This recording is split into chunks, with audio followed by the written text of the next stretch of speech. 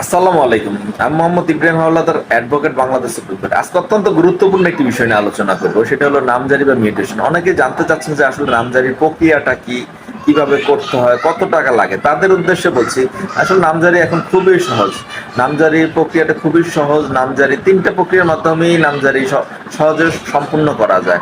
প্রথম ধাপ হলো প্রয়োজনীয় কাগজপত্র সহকারে অনলাইনে আবেদন করতে হবে, এবং আপনার আবেদনকৃত প্রথম যাচাই বাছাই, তথ্য যাচাই বাছাই সম্পূর্ণ করবেন, এবং তথ্য যাচাই বাছাই শেষে নামজারিটি সম্পূর্ণ হয়ে যাবে। এবং আপনার এই নামজারির প্রক্রিয়া সম্পূর্ণ হতে সরকারি ফি হলো 1170 টাকা।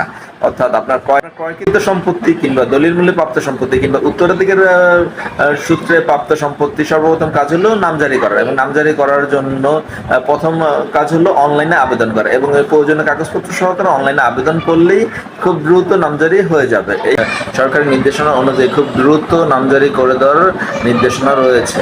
ধন্যবাদ।